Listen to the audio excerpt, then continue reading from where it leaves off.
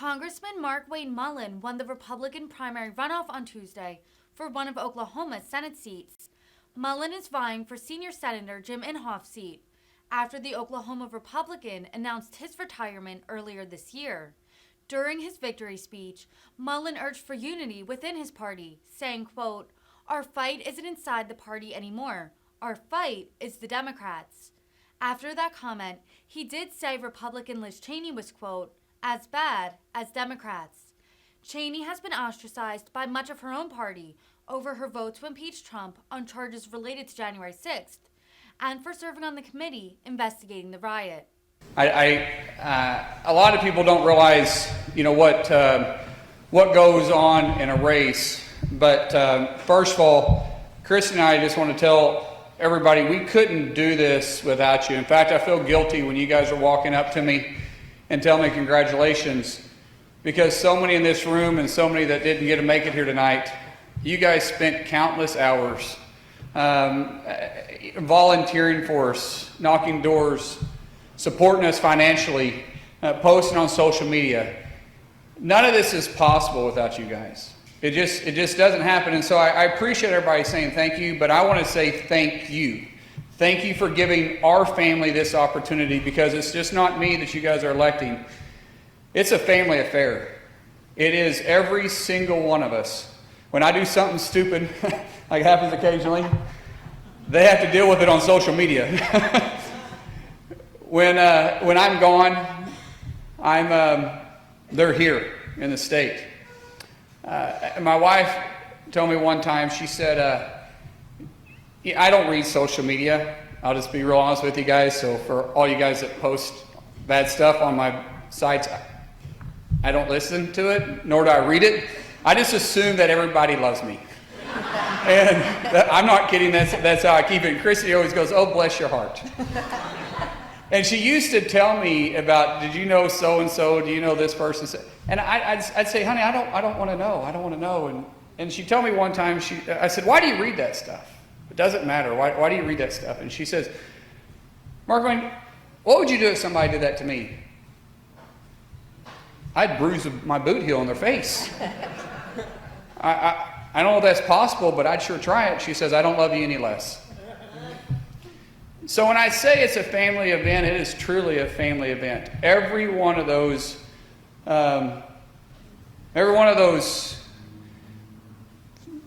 words of support lifts all of us up. And every time one of us gets hit, it hits us all in the gut. And my family, for some reason, still supports us. It's this thing that every one of the kids up here have a veto card. And my wife has a veto card. Before we ran, we said, if y'all don't want us to run, we don't run. I tell them all the time, we're a tribe. Pretty big one too, on our part. You'd swear we're Catholic and we're not. But it's true, because we're all in this fight together. We're all in the same boat. We're all rowing the same direction. And I just want to tell all of them, thank you. Thanks for letting your dad do this. I appreciate it. Thank you. And Christy, who, she doesn't like change. And she married the wrong person. Honey, thank you. Thanks for not only just simply supporting me, but sometimes leading me and encouraging me. You don't have to. Okay.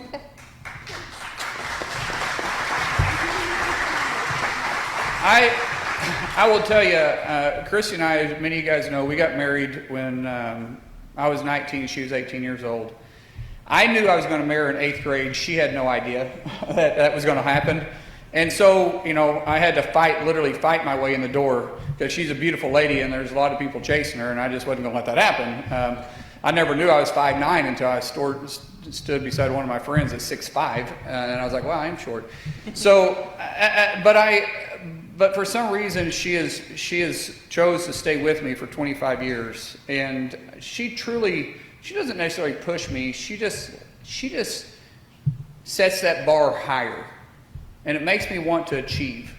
And then she puts me in the fight literally, when she gets frustrated about something, it frustrates me. And we started this whole political journey because we got frustrated.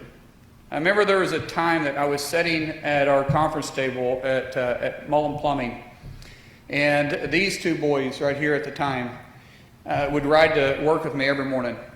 And I'd get them up early in the morning. We'd leave the house by 6:30 every morning, and they were 3, 4 years old, 5 years old.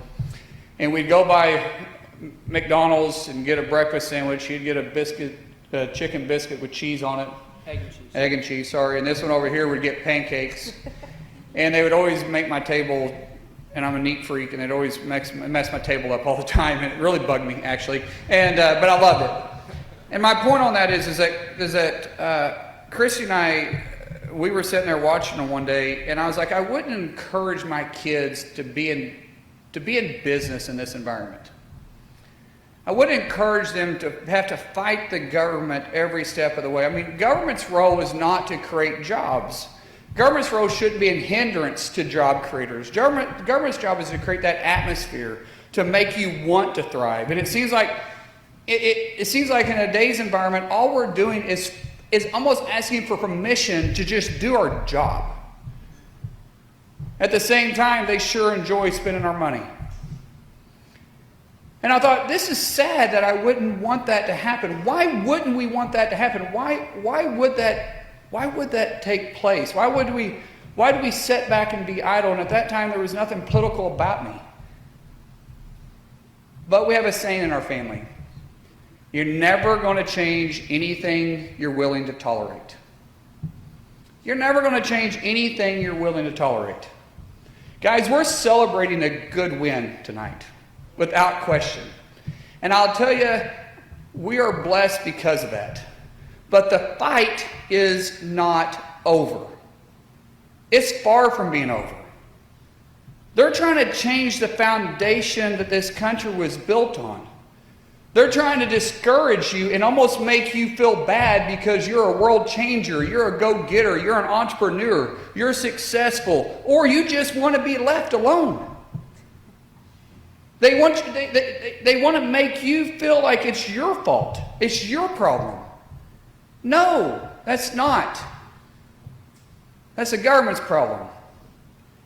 And it's not okay for us to sit back and just take it. I know sometimes the Republicans, we just want to be left alone. It's good. We're good. Don't mess with me. Just leave me alone. But that's not happening. They're coming after our way of life. And guys, when I first announced that we were going to run for Senate, as I'm driving down the road headed to these guys' wrestling tournament at state championship in Oklahoma City, my wife's filming it, because sometimes I jump before I think. I said it at that time, we're in it to win it. And that hasn't changed. And because of you, we're able to win it. So thank you so much.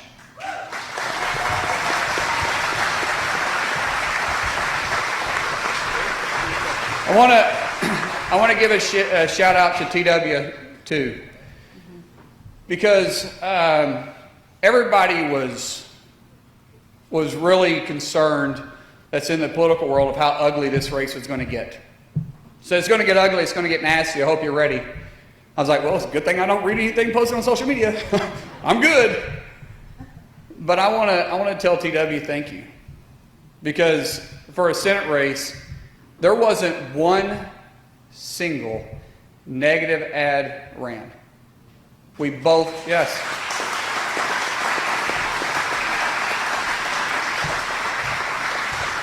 TW and I's goal was, when we started this race, we wanted to be friends afterwards.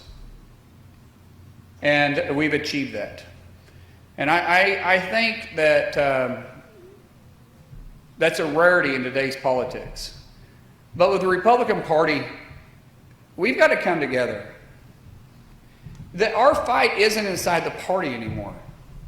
Our fight is the Democrats. Our fight are the individuals that are trying to destroy this country. And I get sometimes we do this purity test, But guys, we need to stay focused on what it is. If we can go through a race like TW and I did and not necessarily attack each other publicly, then the party, especially in the state, can do the same. We need to understand that our fight is bigger. Because I haven't found, well, Liz Cheney may be an exception to that. I haven't found a Republican, other than that one, that is as bad as any Democrat. I just haven't. I get we have our differences, but as a family, I hate fighting with my family. I have 7 or 6 siblings, and I'm the youngest. People said, well, how'd you know how to fight? And I said, out of necessity. But I hate it. So it feels good to get this primary over with, but keep in mind, we're regional champs right now. We're not state champs. We still got to go take on those donkeys. We're going to win it. We're going to win it. I don't believe in losing. I'm allergic to it. I'm absolutely allergic to it. I tell my kids all the time when we compete hard. And we're not competing against the other person, we're competing right here in our heart. You're the only person who knows if you gave enough. I'll share this quick story about where that came from. When I was 6 years old, I was wrestling on a mat, because in our family you wrestle and like it or wrestle and you don't like it. There's your options. So you choose your attitude. And I was 6 years old, and I was wrestling a match, and a kid threw me in a headlock, and I thought my life was over. And I thought he was going to choke me out, and I thought, hey, I got a great idea. I'm going to figure out how to pin myself. And I squirmed and squirmed and squirmed, and I was successful at doing that. And I walked off the mat, and my dad, who always worked hard, was in his plumbing uniform with his big wad of keys beside him, and he stood up and he grabbed me by the shoulder and thought, oh my Lord, I'm dead. My dad is going to kill me right now. And he grabbed me and he shook my shoulders and he said, don't you worry about it. You fought to the end. So you can deceive people into thinking you're working hard, but your real fight's here because you're the only one that knows the truth. And when I went back to my bedroom, which I thought was a bedroom at the time, but actually kind of found out it was a walk-in closet. I didn't know. I go back to my bedroom, and I'm laying in my bed, and I remember this sick gut feeling that was all over me. Man, it was just all over me. It was all inside of me. And I didn't know what it was, but I knew I never wanted to have that feeling again. And I told myself right then, you'd have to kill me before I ever quit at anything again. I'd rather have my head tore off and set beside that mat before that feeling ever came back. And I've lived my life to that ever since. And so, guys, I can promise you one thing. Between now and November, no one will outwork us. And I will tell you, once we are successful in November, no one will work harder for the state of Oklahoma than me. Washington, D.C. has no business influencing us. We need to be influencing Washington, D.C. And we're going to take that fight to them.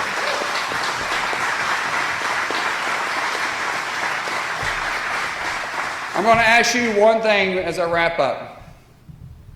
Please pray for my wife and kids. So many people in this room say, I'm praying for you. And I appreciate that. But you'll hear me shoot back and say, pray for my wife and kids. Why? Because I can't be successful without them. If they're not good, I'm not good. If you want to see me come home quick, something happens to them. Because my priorities, as everybody on this stage knows, is God. And I mess that priority up all the time, Lord, sorry. Family, I mess that up too, sorry, honey. And then everybody else. But those are my priorities. And you guys are everybody else. So yes, you may be number 3, but I still love you. May God bless you, and may God bless the United States of America.